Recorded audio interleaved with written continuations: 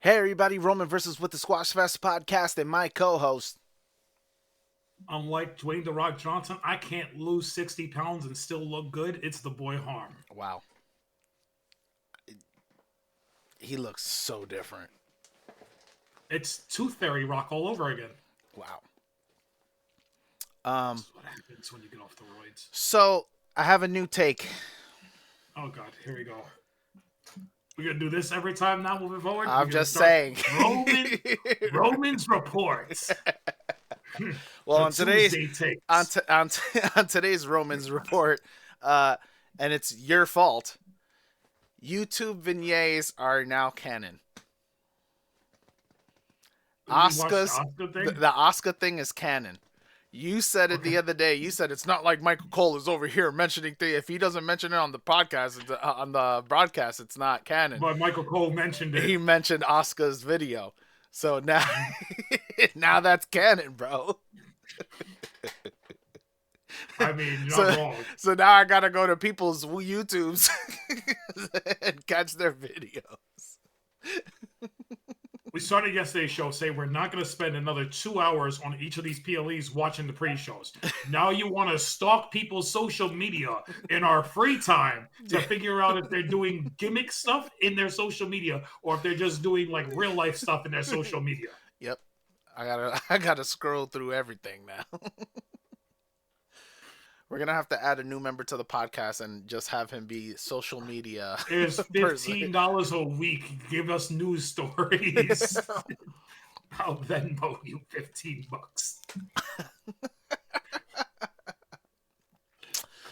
Oh man, that was good. Monday Night Raw. Monday Night Raw. I was ready for this show to suck. Okay. I really was. No, same. The hangover from the PLE, thinking, okay, the people who aren't needed for the show on Monday are going to be flying back to the States to be home with family. No, they said, screw that. We coming out of Clash in Paris with at least from a advancing storyline perspectives, we're coming out with fire.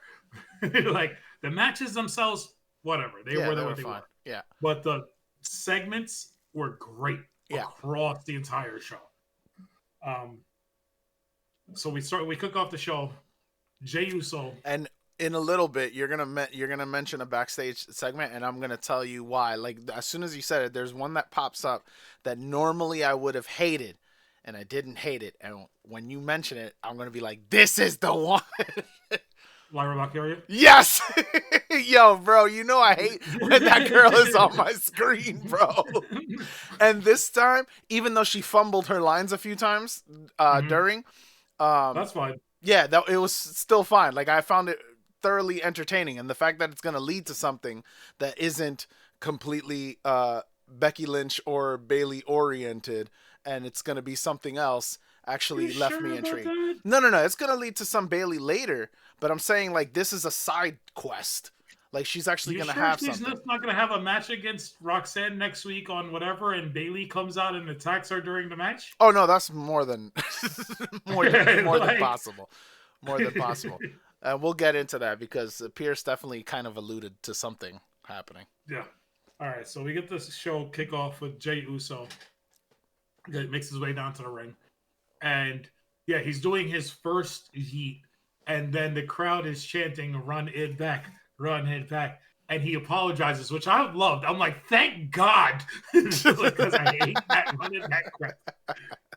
He's like, unfortunately, Paris, I'm not running it back tonight, which he got booed for. He goes, but I'm not in the mood for that. And he starts saying how he was ready for his match at Clash in Paris to win the championship, and he's pissed off that he did it, but he's more pissed off because Braun and Bronson, and he fumbled his lines too. Everybody in this show fumbled their lines. But Braun and Bronson put their hands on his family. Mm-hmm. And when you put your hands on my family, now we got a problem. Spoiler alert. This is professional wrestling. All we do is put hands on each other. Thanks. Anyways, but yeah, so he's interrupted by LA Knight. And all LA Knight was there was to say is, you're not the only one who felt good about their chances at winning the championship last night.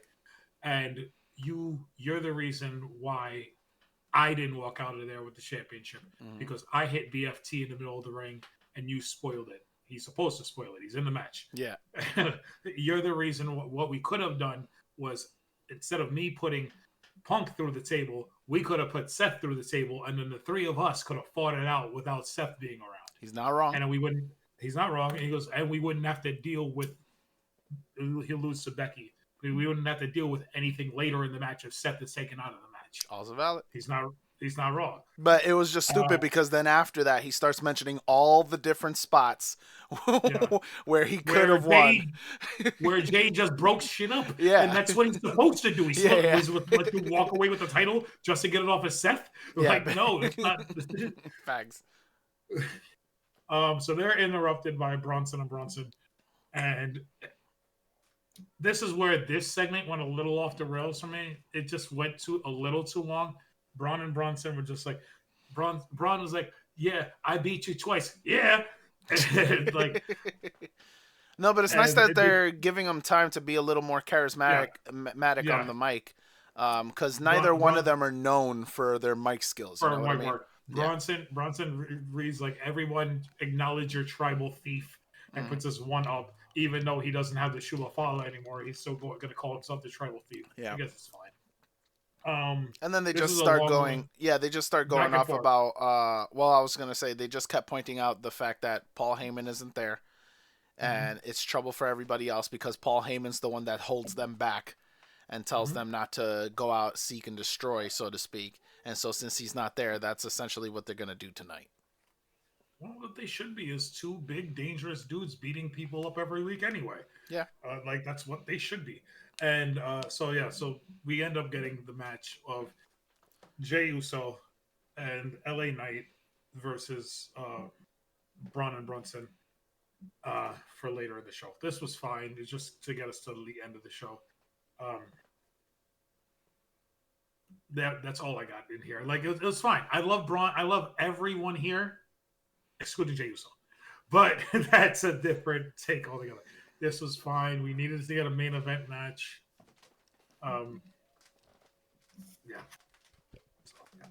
Okay. So then we had our first backstage segment with Asuka, Io, and Kairi Sane. First off, I'm loving the dynamic that they keep playing it up that she's the mom. That's Every what they time did. she walked away, she just yells Kairi now. Yeah, and I love Kairi because even in that backstage, you saw Kairi. She like kind of wanted to say a bunch of stuff, and you see her like her face, like she was gonna be deep or something, right? To Io, and then you just hear Kairi, and she was like, "Ooh, I gotta go." Every single time, and I love it that they keep playing on that.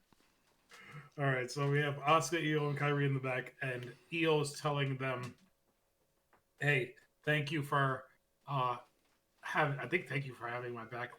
No, she didn't have her back last week. No, but you have a match against the Judgment Day, and Asuka goes, "Don't worry about the Judgment Day. We'll take care of them for you." Because Io was like, Io was asking, she was like, "I'll be out there for you," and she was like, "No, we don't need you." Io says, "I'll have your back," and she goes, "No, we don't need you to have our back. We'll take care of the Judgment Day for you." And they go out there, and this is a fine match. Asuka in the ring is, I say this all the time, Io is the most fluid wrestler they have, just getting in and out of stuff. But Asuka is one of the best wrestlers in the world. She's great, fantastic. The match ends with Asuka eventually getting an Asuka lock onto Roxanne Perez. They keep doing my poor baby Roxanne dirty. She doesn't need the win. It doesn't hurt her. I know. Because she's so great, because we'll find out later during the Lyra segment when she's with Adam Pearce. Like, she's amazing. But the segment ends with the Kabuki Warriors getting the win and a fun match. It was to get to the segment later. Like, this, I was thinking about this when I was watching the match. I was like, why did we need this match? And it's just to position the Kabuki Warriors as strong, so that way if they do win the women's tag team titles, you have that with Io. Because we find out later, and I'll do it now, and I think it was coming out of this match actually, so I can go right into it, where they announced Stephanie Vaquer's opponent for WrestlePalooza is Io Sky. Yeah. And if you've been watching the podcast for the last 4 weeks, I've been saying for weeks it should have just been Io Sky and Stephanie McCur at Clash in Paris. They said, screw our plans where Stephanie won the Battle Royal and she got a guaranteed title shot at Clash in Paris. Screw our plans and just putting Io in this match. We're going to hold this match off till the ESPN show because we need to load up that card as much as possible for the very first ESPN PLE. Yeah. I saw this yesterday and I got so angry. Why? And I was just like, because the match was supposed to happen yesterday. So what? Or 2 days ago. It's not a big deal. I know it's not a big deal, but it's still, you advertise something and you don't deliver. You deliver it 4 weeks later. Mm. Anyways, yeah, so that was the first part of the match. And then we had Finn Balor and Dragon Lee. Perfectly fine match. Yeah, it was entertaining. It was entertaining. This was a time. I just want to say the bell rung, and I said Dragon Lee's losing this match. Yeah, it's Finn Balor. No, I know. Finn Balor is on he's on the level of he's important enough that he should be defeating Dragon Lee clean every week. Yeah. But he's not important enough to be in the main event picture. He's in that really weird spot, that AJ Styles Finn Balor spot. Yeah. Right? I agree. Those are the two guys. I agree. Mm-hmm. Yeah, so but this is a great match, and towards the end, Finn Balor wins with the coup de grace. And I said this to you off air. The crowd gave Finn babyface cheers at the end. They gave him a long. The camera stayed on him. He hit the corners. He was doing everything. I was just like, 2017 Finn coming all over again. But this was a fun match. Balor defeats Lee. They really need to do something with him. I've been saying that for a long time. The only 3-time NXT heavyweight champion. This is where you can check out a little bit because you have the New Day and Grayson Waller versus the War Raiders and Penta. Question: I didn't see it on the Netflix feed. I only saw it on Instagram. The New Day funeral for the tag team division. Did that air on Netflix? I didn't see. No. Okay, so you need to go up and look. They did a great segment. It was amazing. I saw it on what's her face, Weezy Blonde's Instagram page. Okay. Yeah, they did a funeral for the tag team division, and they're so good. They're so hilarious, these guys. Wow. Essentially, this was to get the War Raiders and Penta over. Michael Cole kept saying the War Raiders never got their tag team title rematch when the New Day was champions, and now the New Day are no longer champions. So they're pissed off about that. Yep. So the War Raiders and Penta get the win after a Mexican Destroyer on, I think it was on Xavier. I think it was on Xavier, yeah. Yeah. And we're going to eventually get the War Raiders. And if they're making such a big deal about them not getting a tag title shot, I think the War Raiders and the Judgment Day are going to have another match, even though we feel like we've seen that 1,000 times. Yeah. But there's so little happening on the Raw men's tag team title division. Yeah. That they need to do something with some of these guys. Okay. It was a fine enough match. The only thing that made me take pause was we were talking about the possibility of once Rusev gets out of his feud, who's he gonna beef with? And then we were saying it was gonna be Penta, but for me, I was just thinking to myself, I'm like, they're never gonna let Penta out of this New Day feud because it seemed like that's been going on forever. So and it really hasn't. It hasn't. It's been like 3 weeks. Yes, it's been like 3 weeks, but he hasn't gotten over on everybody. He hasn't gone through all of them. You know what I mean? Like he lost last week. This was to get his lick back.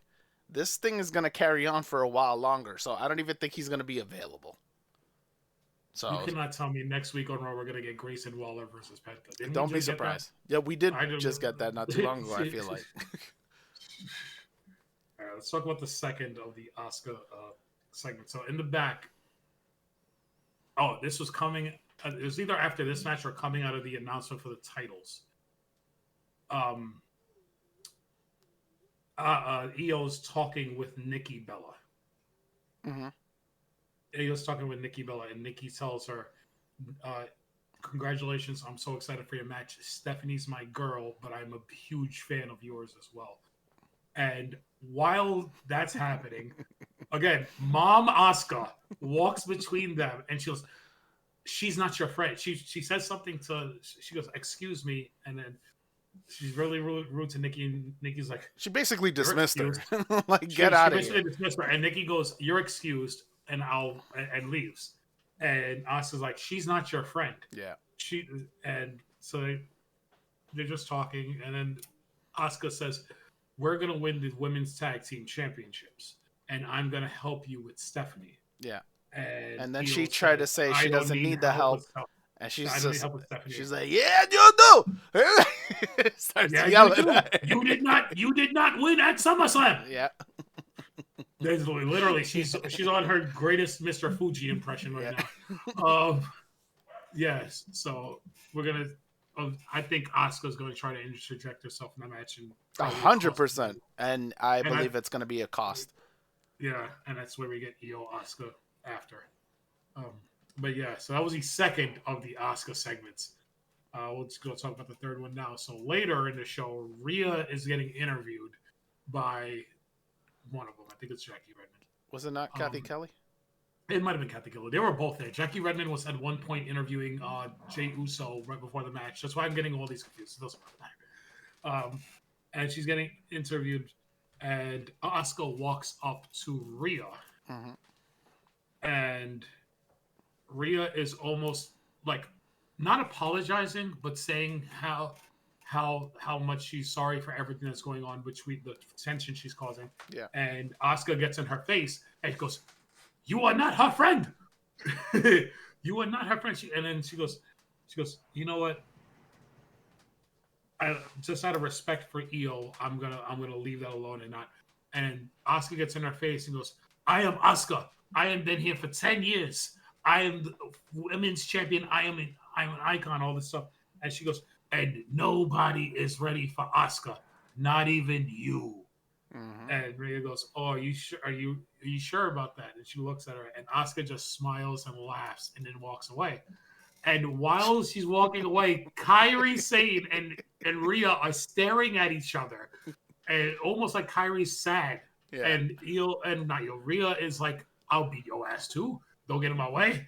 She's like, I did not take that. Asuka, stop it. That's the way I took it. Or that's the way I took it, because Rhea has such a stern face, and she's just looking at her. It's just like, it could be, I feel sorry for you because of everything that's going on, and you're stuck in the middle. But I took it as Rhea's just being the badass and be like, "Yo, that's you making stuff up in your head. I gotta do what I gotta do." And as she's walking away, you just hear Asuka again, "Kairi!" Kairi's scared of someone. Asuka was all over the show, bro. Yep. She was hilarious. She's doing great work right now. It's amazing. All right, so we got a Dominic Mysterio AJ Styles match, and this match was fantastic. Yeah, but you're skipping the backstage before it. This backstage. Oh yeah, I am skipping the backstage before it, but he's there. You do it because I vaguely remember it. You see JD and Finn, they're walking through the back, they're smiling because, whatever. And then they bump into Dom, and they're like, "Oh, there you are, blah, blah, blah." And then that's when Adam Pearce comes over, and he's just like, "Oh, yeah, blah, blah, blah, blah." You two are barred from ringside. Yeah. So he bars him from ringside. Dominic's freaking out, and the whole time, Finn Balor's laughing hysterically. Yeah. And when he first said you're banned from ringside, he just went like this. Yeah. Like Finn is hilarious. He's like, "I don't care." He does not care. Right. He's like, he got to do it on his own. But if you peeped right before they came up, when they asked him where you were, he said, "I was working on things for the match or whatever." Yeah. And that's when we have the actual match. That's when you see that Grande Americano came out at the end, and that's essentially what Dom was working out before the match. Yeah. They are like those two. Yeah. This. Yes. He stays coming Uh, out to save him. The match overall was entertaining. it was Um, great. Dom is good to do it. Dom is getting so good in the ring. I mhm. like some of the stuff he was pulling out. I Like thought I said, AJ put on a show as well. He was doing pretty well in the ring. I mean, it's he's AJ AJ. Styles. No, I get it. The only thing I didn't like was the botch where Grande Americano went to go headbutt him, And he and caught him in the he chest. caught him in the chest, but the announce team still called it a headbutt. Yeah. Um, that just threw me off for a second. But then Chest afterwards, butt. Like it's still a yeah, headbutt. It's just a yeah, headbutt to the chest. no, I get it. And then afterwards he corrected and he was like how he aimed at the chest. But Yeah. it was overall it was a good match. Dominic Mysterio, greatest luchador of all time. I just started thinking like, what are we gonna do with AJ because he said he got like another year left or something like that. This is Uh, his last year, yeah. yeah, so he's gonna get a bit of that farewell too, I believe. It's AJ Styles. Yeah, You I got to mean, do it's something with AJ him. Styles. It's not Cena because AJ didn't spend 20 years in WWE. He spent Yeah, 2016 was his debut, so he's coming up on his 10-year anniversary in WWE, which is crazy to think about already for AJ Styles. But he's been in the wrestling business for just as long as Cena has, probably maybe longer. He was in the final days of WCW. Like he was in. It's been 25 years of AJ Styles. Um, yeah, he's gonna get love regardless. Yeah, he wants to retire. His son is 18 or 19 years old, about to go off to college, and he wants to be there for the family in a way that wrestling in WWE in the last 10 years is hard on the travel for wrestlers because they're always going places. mm. It's not like when he was in TNA where he could just be like, "Oh, I'm holed up in Tennessee, or I'm holed up in Orlando, or I'm holed up in Canada, wherever they were shooting for months on end, and then you can be with your family." Yeah, Like this is WWE. You got to go everywhere. So, but yeah, this is a great match. Mysterio beats Styles with a couple of different frog splashes from the corner, but that was a good match. This is where we're going to take a long time talking about Becky Lynch and CM Punk. hmm Punk comes so throughout the course of the night, Punk was in the back waiting for Seth to arrive. And he kept telling Adam Pearce there's only one way in and out of this stadium. So I'm gonna stand here until he gets Seth here. shows up. Yeah, And I'm sorry, I had to clear my throat. And it's on site. Later in the show, after this is before the segment, because he was talking to Rhea, hmm and no, that happens after. that happens. That happens after, but right before he comes He up. was also talking to Rhea. Yeah, Yeah, he was talking to Rhea, and she kind of shoos herself away when Adam Pearce shows up, and Adam Pearce says, "Seth's in the building," yeah. and Punk's like, "How did he get by me? How did he get past me?" And he goes, "I don't know, but I'm hearing Seth's in the building." So Punk goes out to the ring and starts cutting a promo, and Basically saying he's gonna commandeer the show until Seth he's shows gonna his come in face. so Seth shows his face because you see a Punk. And so eventually Seth's music hits, and doing her best at Seth Rollins' impression, she was acting the super troll.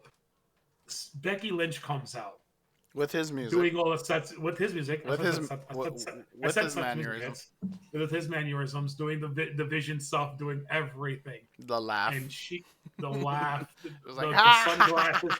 She had his sunglass style on. Like they really are. Their characters are so like similar to each other, if not, they're. I've always viewed Seth Rollins' character to the first heel Becky run of Big Time Bex when she was coming out with all those ridiculous costumes. Yeah, That those are very similar. Um, but she comes up, and this is a great segment. As soon as she hits the ring, the crowd starts chanting AJ Lee, and Becky goes, "Shut up!" and she doesn't work here. and Punk's face. So Punk's telling her that why are you here? I didn't call you out. I called your husband out.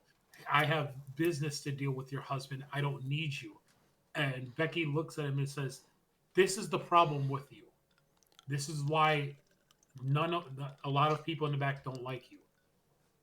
When you left the first time, you didn't just hurt Seth. You hurt everybody. When I was coming up into the company, they were chanting CM Punk during my matches, basically telling me that nothing that I did mattered. They only wanted to see you. That your narcissism is just so blatant that you can't see what you do to everybody. And so she goes, every time you disrespect my husband, every time you talk bad about the father of my child, you hurt my family. While Seth and me are the architects of this business. We're the ones who built this company back from the ashes you left it in 10 years ago and carried it to where it is now. Spoiler alert, she's not wrong. No, she's not. It was a couple other people too. It was Roman Reigns. It was Seth Rollins. It was Becky Lynch at the head of the women's division. Mm-hmm. Charlotte Flair. Like, she's not wrong. Mm-hmm. So Punk looks at her and goes, "I don't care about your family." And he starts to say more, and he goes, "You know what? I don't want to go down this route. I'm just going to leave. I see what you're trying to do. Blah blah blah." Yeah, he's like, I want no parts of it. Yeah, because he's just, it's so much to go through. Like, I can't put everything that they said in my mind, but so much to go through. And then Becky's running him down, and then she goes, "Because my husband is a visionary, a revolutionary. He is Seth freaking Rollins." And Punk gets in her face. And you can see him look towards the top of the ramp. Mm-hmm. And Seth walks out. Mm-hmm. Oh, this is that's after Punk told her, your husband's a coward. Yeah. He hides behind Paul Heyman. He hides behind Bronson Reed. He hides behind Braun Breaker. And now he's hiding behind his wife. And he gives her praise. He says, you're so much more than that. I hate to lower you just down to being somebody else's wife. Yeah. Because you are so much more than that. You are the best at what you do. Yeah. But you made a terrible choice on who you decided to be with. Mm-hmm. So that's when she says, "My husband, Seth Rollins," and he comes out. And Seth says, "You have something to say to me? Come say it to my face." And proving Punk right, every time Punk tried to walk around Becky Lynch, she kept getting him she his way. Walked in front of him. She kept walking in front of him until he hit her with like a little stutter step juke. Yeah. Got around her. And then as soon as he got around her, Seth just walks away. But here's my thing: I'm thinking to myself, I know it's in Seth's character to do that, mm-hmm. and I know the good guy will never lay hands on the woman. Yeah.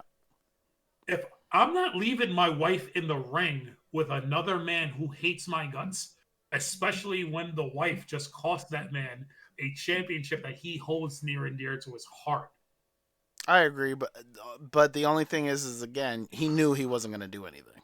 No, I know that, but it's still like, it's like my mentality is like, that's still my wife. Yeah.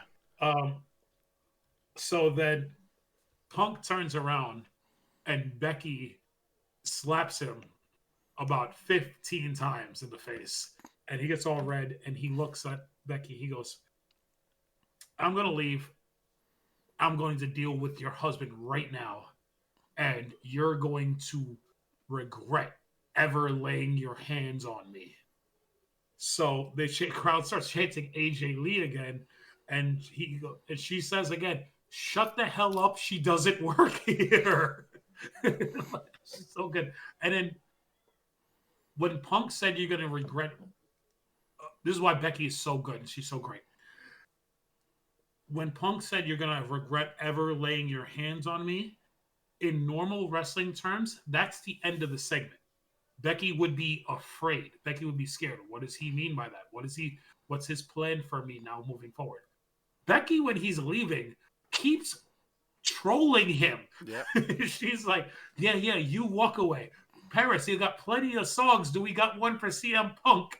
Nah. goodbye. And then she goes, yeah, you leave and you never come back. Yeah. And he walks through the crowd and he walks through the curtain as it goes off the air. Becky is so good. I thought that was hilarious. This segment was amazing. They did everything. We talked about this during yesterday's pod about how people really want AJ Lee to come back and deal with Becky Lynch. Mm-hmm. And I was hesitant on whether or not they're going to do it.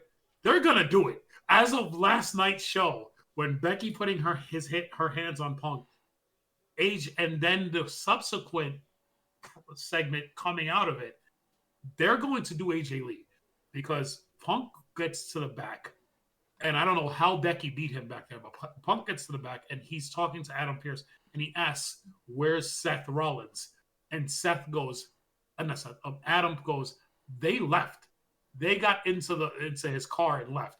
How did Becky beat him to the back? She ran. She ran through the crowd, through the other way.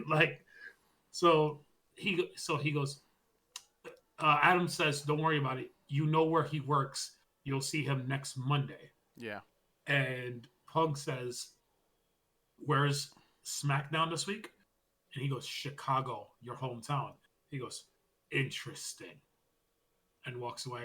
And Adam Pearce is like, what does that mean? What are you planning? Punk's going to show up on SmackDown, and we're going to get an AJ on SmackDown. That's where I'm thinking we're going to get right now. Okay.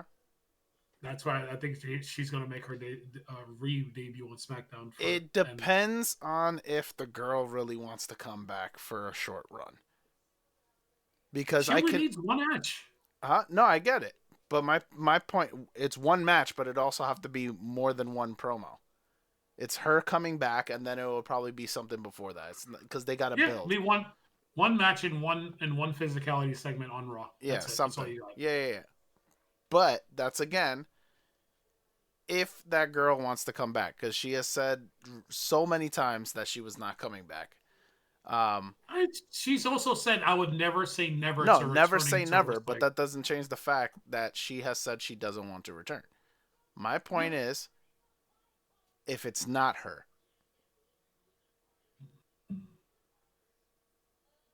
You can't. If it's not her, I mean, you're going to get Rhea because it's going to be Rhea. And that's going to be such a disappointment. That's like I understand Rhea and Punk have a friendship off screen, like they're always talking and they're always doing interviews together. Yeah.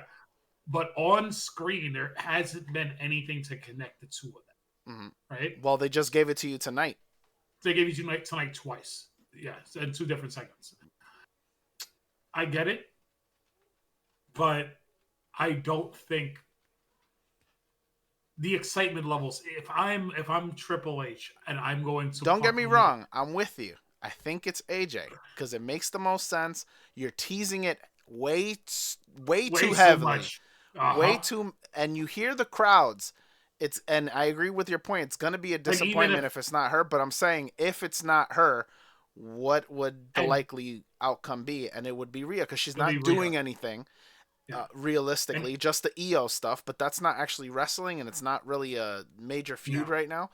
So realistically, Asuka would be the thing. I know what we're saying, but after last night's show, even if their plan was CM Punk and Rhea, I'm calling up CM Punk this morning, and I'm saying we need to pivot and we need to figure out a way to get AJ Lee involved. Yeah, that's what I'm doing if I'm a booker. And she has, like I said, she'll do a one-off or whatever. And I think in the past where she says she doesn't want to return, a lot of that is predicated under the booking of Vince McMahon. I agree. Right? Because AJ Lee has a lot going on. She has a production company. She writes comic books with her best friend who's an actress. But she also mentioned in past interviews that a big part of why their relationship works is because they don't work together. Correct. She did write a book. She did write the book Mental Illness is My Superpower, or Bipolar is My Superpower years ago, where she talks about how she's bipolar. She has to be on medication. And once Vince McMahon found that out about her, he turned it into a storyline. Yeah. And she didn't like portraying mental illness on screen because not only is she bipolar, her mother unalived herself because of mental illness, I believe, if I'm remembering the story correctly. So she didn't like that version of the character, even though she had fun portraying it when she was out here making out with John Cena and Daniel Bryan and Kane and everybody else that Vince had her making out with, Mm. right? Um, so I think in this realm, everything is on the table because of how Hunter treats his talents Yeah. more than how Vince treats his talent. No, 100% And agree. If there was ever a time, this would be the time. and you can see if you watched Unreal, I watched Unreal, the relationship Hunter seems to have now with Punk is repaired where they're And professionals I and can and I can they can easily work. see Punk speaking up and saying, Yeah, "Hey, babe, this is the time. Like, this is a trust me, different it's WWE. different." Because he's Yeah, happy. He's yeah, genuinely happy to be back. You know what I mean? yeah. So I can see him He talking about, goes, again, I'm not saying it's not going to happen. I'm just yeah, saying we also need to think about what does this yeah, mean if it doesn't happen. That's all I'm yeah, saying. So my personal opinion, it's AJ Lee or Rhea Ripley. yeah. But to your point, if it's not AJ, it's going to be, Oh, I don't know how the fans such a react. disappointment for Yeah. such a disappointment for everybody. But yeah. All right. So then we got our main event segment: Jey Uso and LA Knight versus Braun Breaker and Bronson Reed. For a tag match, this was fine. It was good. The Yeah. story going in was the baby faces are both hurt because of their what happened on Sunday. They're going in. They're going in while the other two are not hurt. Bronson Reed didn't get hurt against his match, and Braun Breaker didn't have a match. Um, and the two baby faces can't get along. Mm-hmm. So fun enough match. Everybody wants the heels get the win. They got the win clean. Braun Breaker going around spearing everybody to the end.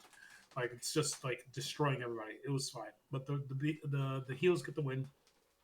And towards the end of the match, after they take LA Knight out of the match. I forget how. I think they again just a shoulder block or throw him into the pole or something, and they beat Jey Uso with a spear. And so they get back into the ring. They hit a tsunami on Jey Uso. They hit another spear on Jey Uso. They hit another tsunami on Jey Uso. LA Knight tries to get into the ring to help out. They quickly dispatch him, take him out. After the second tsunami, the man who has nothing else to do ever in WWE, the thing you keep saying, his job is to show up and help people. Jimmy Uso's music hits to come out and help his brother. At least he's coming out to help his brother because that's his brother. Yes. But they have nothing else to do with Jimmy Uso. They're like, screw if he's on SmackDown. He's in Paris. All of the people, the talent are still here for the show. He's gonna come out and help his brother. Mm. So he comes out with a chair. He dispatches of the heels, and he cradles Jay like a baby while Jay's selling. And I'm just thinking to myself, Jay's still on the floor. He's not doing anything. Can the heels just go in the ring and destroy Jimmy Uso now?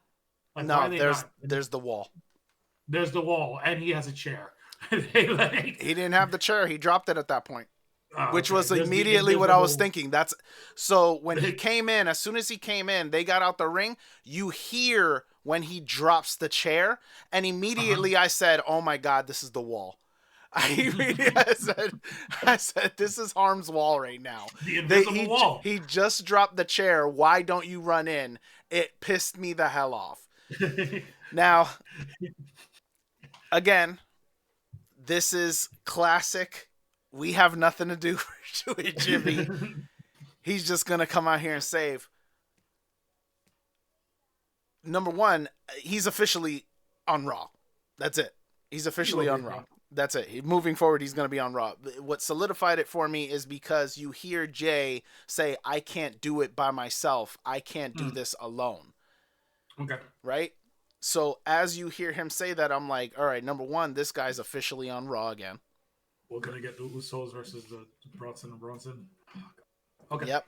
I'm okay with and that. I'm okay story-wise why Jimmy came out, because we just witnessed what they did to Roman, and you knew at some point they were going to try to do the same with Jay. So story-wise, it makes sense that Jimmy would be around for that.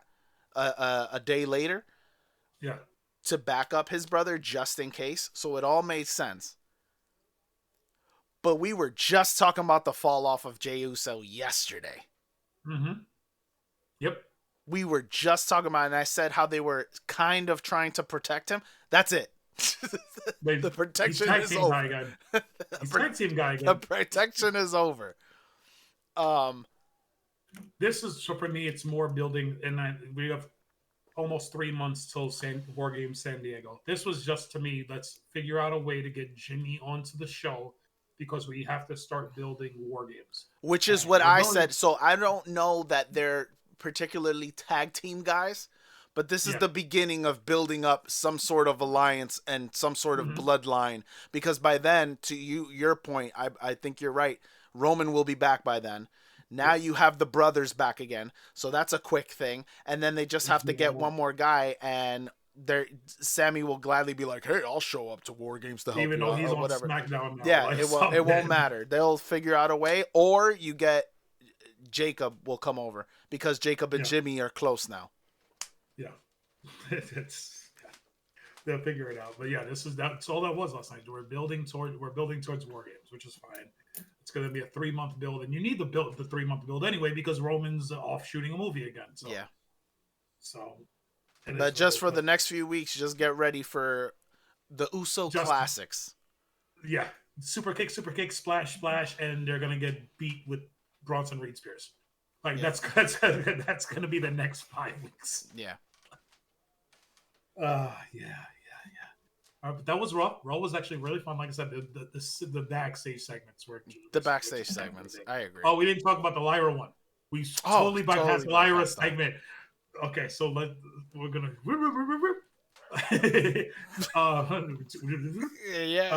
Somewhere in the show, after the Kabuki Warrior Roxanne Perez match, I just turned the entire group into Roxanne Perez. The Kabuki Warrior Judgment Day match. Adam Pearce is confronted in his office by Roxanne and Raquel. And Roxanne basically says to him, "You gave Io Sky a championship match, but I was the last one to beat her." Which she's not wrong. She beat her a couple weeks ago. Yeah. I was the last one to beat her, so I expect to be added to that match. And his response was? "You just lost your match. Why are you coming in here telling me you want to be added to another match?" And she goes, "You better she basically says, put some respect on my name. I am a 2-time NXT Women's Champion and a former tag team champion. I deserve some respect. I deserve to be in this match." And he goes, "How about this? Next week, you'll have a match." He didn't tell her, so next week you'll have a match, and if you win that, then we'll discuss it. Or he says, let's get through the Stephanie Io match, and then we'll discuss you having a championship match. After that, Lyra Valkyria comes in. Because he was going to have a meeting with her. He had a meeting with her. The meeting essentially was, she argues with Judgment Day for a little bit. Yeah. And then he kicks the Judgment Day out. And the meeting essentially was, I spoke to Bayley on the phone. She's doing good. She said some weird things, but she'll be fine moving forward. And she goes, "That's it? That's all you got for me? I need more information." And he goes, "Well, I don't have any more information. That's all I have." And she goes, "All right, how about this? Can I get a match? I'll take a match against one of those two. I don't care." And Adam Pearce goes, "That's fine. I'm okay with that. How about next week? You versus one of the members of the Judgment." And she's like, "Okay, cool, back on track." And then she leaves. I didn't mind this segment at all. I didn't mind it. I was thoroughly entertained. Her back and forth with the Judgment Day girls was pretty good. Yes. It's the first time I felt good with Lyra on my screen talking. The first time I felt okay was when we started the "Is Bayley okay?" Blah, blah, blah, blah, blah. That was okay, but it threw me off that she was taking responsibility, but then also saying it's not my responsibility and not my problem. Mm-hmm. That Mm-hmm. so again, she did fine promo wise there, but it just didn't make sense to me. And then now she did. I thought it was pretty good. Um, I don't know. Maybe the girl's working on it in the I back. saw that take from somebody else on yesterday. It was like Lyra Valkyria is getting better with her promos. Yeah, I think she's working on it in the back. I mean, she hasn't been any matches or anything. She has nothing else to do. Maybe that's what she's working on right now. But she did very well. I was very thoroughly surprised. She was fine delivering the lines that she had. Again, she To fumbled. me, She fumbled at one point, that's but fine. but it was fine. I'm okay with wrestlers fumbling a little bit because you're supposed to be in an argument where you're supposed to be doing stuff, and in an actual argument, sometimes Sometimes your you mouth fumble. moves faster Yeah, than your brain. You fumble, right? So I'm okay with wrestlers fumbling their words in a promo segment, unless you're LA Knight and you fumble too many fucking times. You do every goddamn week, every like week. Diesel, every week. It's um, no, it's fine. The only thing I did not like about the segment was, again, you're so concerned about Bailey.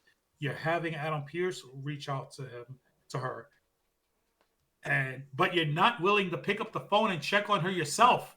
That's where I'm still. Which is gonna be Bailey's line essentially when she comes back. Yeah, She's gonna be like, "You could have easily picked up the phone yourself." yeah. I know. You, Lyra was the one who told Bailey, "Hey, we need separation from each other. I'm tired of being in this Bailey vortex." But if I consider us friends, or at least friendly in the past, and I know you're dealing with something, I can call you and have a 15-minute conversation.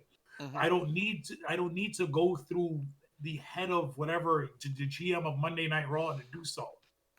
Like so Bailey, next week we'll get Roxanne, probably. I think it's gonna be Roxanne versus Lyra, and I think we'll get Bailey interference, and she'll make her re-debut as whatever new gimmick character she's going to be moving forward. And then we'll get Bailey Lyra part 4 or part 5, whatever this is, moving forward. But I'm okay with it if new music, new entrance attire, new everything. Give Bailey a full repackaging, Mm-hmm. and let me see what this gimmick is going to be. Because I love Bailey and I think she could knock anything out of the park. Anything. But let's see if this will be the first time she really is delving into a character of what they're teasing. She's been a heel, she's been a Karen type heel, and she's been a super fan babyface, where she goes around hugging all of her other wrestlers, all of her other colleagues. This is going to be something different, and I'm really interested to see what she can come up with and how she can portray this character forward. So I think that's everything on the show. I don't think we've missed anything. I don't think so. What is your takeaway from Monday Night Raw? I know. I mean, the star of the night was Asuka. Asuka was a star. Becky. Becky kind of. Asuka was the star because she was involved in so much stuff. So she was hilarious in every single thing she was involved in. And Becky was amazing in her promo. Like, this is like... I was not. I enjoyed it. I don't think I enjoyed it as much as you did. I love that Becky promo. I think she was great.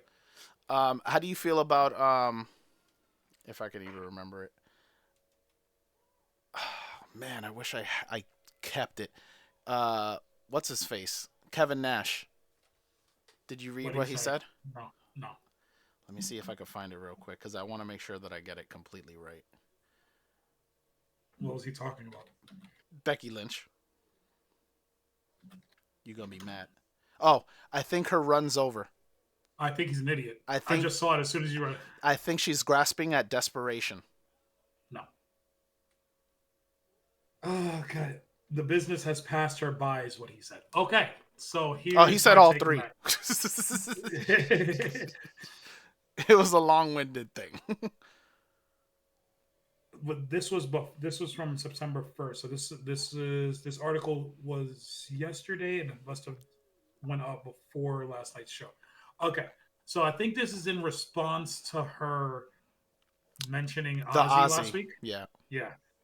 Um, and here's my thing about the Ozzy thing. I know it got backlash because Kelly Clarkson went online and Not Kelly Clarkson. Kelly Osbourne. that's what it was. Sorry. Mental brain. Kelly Osbourne. Kelly Clarkson is the other one. It's a country music singer. Um, Kelly Osbourne went online and said something about it. And by the way, she tagged a Becky Lynch fan account, which is hilarious when she did that. Um, she was saying how it's disrespectful that they use her father's name in vain on TV and talked bad about the city. Becky didn't say anything bad about Ozzy Osbourne in that promo last week. 100%. Becky praised Ozzy. She said the only thing that Birmingham has ever done or has passed away 4 weeks ago or a month ago. She was praising Ozzy in that point. But in the next sentence, she said, and if I were him, if I were Ozzy Osbourne, I would have left this dump too and went to a real city like Los Angeles. Mm-hmm. She didn't say anything wrong about Ozzy in that sentence. She said, this city sucks so much Mm-hmm. that the most famous person who's ever come out of the city ran away from it. That's heel tactics 101.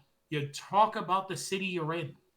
So if Kevin Nash is saying, "Oh, she's grasping at desperation," or the business has passed her by, based upon that promo, what the hell was Kevin Nash doing in WCW in 1999 when he used to do that every single week? Mm-hmm. When he was the booker after Eric Bischoff left and they were booking crap every week.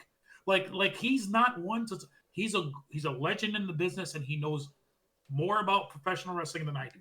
But to say that again, either the greatest or the second greatest women's wrestler of all time who continuously gets heat every week in places where people want to cheer her. She knows how to make people hate her. To say that the business has passed her by, that's stupid, and you're not understanding where the wrestling business anymore. Because Becky understands how to be her character, regardless if she's a babyface or a heel. Mm-hmm. Mm-hmm. Mm-hmm. I just needed to get your take on that because I read that and I was like, "Oh my god, he's gonna lose his mind." That makes no sense in my mind. Becky is so good at everything she does. Mm-hmm. So yeah, I think Asuka gets the star of the night, and I I I'm still I want to see what they do with the Usos at this point because it would really suck if, and not that it sucks because I'm fine with it, but I mean it would suck for Jay if he's just regulated back to tag, and for it to have happened the way it did. I agree. Because we were just talking about, he was just talking to Roman. Roman was just giving him the pep talk of, be your own man, da da da da He da. basically passed the torch. Essentially, and then the next week, we took that torch and we took it home. I mean, I understand when you say what you're saying is like how they relegated them down and they dropped them down. I didn't view it that way because you're still building up Braun and Bronson, and how do you get them heat when Seth wasn't around? I mean, I know Seth was in the building, but you didn't see any interaction with Seth and Braun and Bronson last night, and Heyman wasn't there. So how do you get them heat when they can't really cut promos to get their own heat? You have them beat people down, and you have them beat down the number one or number two babyface in the company, definitely on Raw. Right, so I didn't view it as them dropping Jey Uso down last night. That's I not what dropped him understand. down. It's the No, I fact think I, it's I think losing continuously is dropping him down. yes. Like the way losing to Gunther dropped him down a little bit. I understand you don't want to have Jay lose to Goldberg. I think because whatever, or have Jay face Goldberg. So you wanted to have Goldberg Gunther. That dropped him down, but he hasn't done anything since losing to Mm-hmm. Gunther to relevate him, to put him back in the main event. Mm-hmm. And I think they'll get there. I think they'll get back there. He's still super over. It's just as easy as putting him in the main event and doing something with him. Yeah. But if they are going to tell the story of going into War Games that we think they are with Vision versus OG Bloodline, it's gonna be a few months before he's back there. I It's gonna get it, be but I think right now their main focus is to build up Braun and Braun, and the way a big part of how you do that, yes, is the beatdown, but also beating down one of the greatest tag teams of all time. yeah. I I think agree. that's the focus. Is like, let's I, put these guys back together so they can be something that Braun and Braun can get over. yeah, I mean Jimmy and Jay to me are both elevated above just being tag team guys now. Jay obviously more so than Jimmy, I was gonna say but they're Jimmy both is not above. elevated to nothing. I don't know what lie you're telling the people right I now. think they're both. The both nothing. All they do, it's because you like Jimmy, but that don't change the fact that they've done No, because nothing with my when man I think except tag for team guys, running, bruh. when I think tag team guys in WWE, I think War He's been Raiders. nothing but a tag team, bro. He's not with Jay, but he's tagging with somebody every other week or coming to save But he's somebody. but he's positioned above tag team guys. No, he's not. He's not a tag team guy. He's not a street. He's running guy. Do you think okay, Jimmy Uso position wise on the card above or below Montez Ford?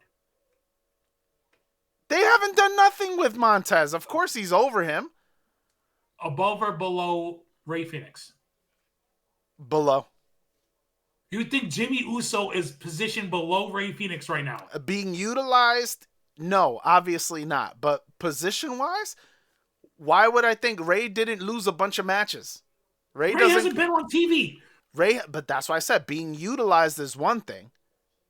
But I'm talking about in terms of what they've done, what they've actually done. But internal position, Jimmy is above him because he's getting TV time. Oh, that's what you're talking about? Yeah, I'm not talking about what we. I'm talking about what they view him as. Jimmy Uso, Ray Phoenix. Where do you think he's positioned on a hierarchy of SmackDown? He's a little higher because he's on TV, Okay. but that's it. Jimmy Uso Andrade. What? All you're Uso going to do Andrade. is compare him to a bunch of people that aren't on TV. Give me a guy who's on TV and being used. Jimmy Uso, Joe Gacy. Joe Gacy's a champion. Joe Gacy's a champion and he's on TV every week. Oh, Jesus Christ. Okay, all right. We'll agree to disagree on that one because I feel like if you're relegated to the tag division in general in WWE, you're looking at it as a tag division, but he's not regulated to the tag division because he's in a group. He's in a group. And they're seen as group is relegated to the tag division. But my point is they're looking at it as a group. Like you can't look at them as just the tag because he's in that group that's going around telling a story now. But even if Jimmy Uso hasn't done anything, who has vignettes? Who has promos? Hold on. Jimmy doesn't have none of that. He's just on TV to run in. That is all he does. But he's in the main event segment even if he's not the focal point of the main event segment, he's in the main event segment most days. That's like saying LA Knight. That's only because he's part of a Samoan faction. Oh, God. That's it. Jimmy is upper mid card. He really is. He's an upper mid card guy right now. He's elevated above the United States Championship. And no, I mean not anymore because it's Sami Zayn's holding it. But when Solo had it, I would say Jimmy Uso on the levels of positioning on SmackDown, Jimmy Uso was above Solo. 1,000% not. All right, we'll agree or disagree on that one. It's 1,000% you're wrong because Solo, he was champion and he was shown every week. Jimmy wasn't on every week. So how are you going to say that? Jimmy was on every week, even if it was even for a short little interview in the back when he's talking to somebody else. He might be coming to Sammy and be like, "You got this, Uso," or he might be talking to Jacob Fatu and be like, "Yeah." And you'll have whole segments where Solo's coming out with the whole group and all that, but you think Jimmy's higher than that when all he would do is this. I think Jimmy is positioned higher than Solo's. I definitely think that you're wilding right now. Okay. He is not above Solo. Well, like I was saying before we start this, Jimmy and Jay are above tag team guys in my mind. They're not putting them together and forming a tag team would hurt them both. That would relegate them back down.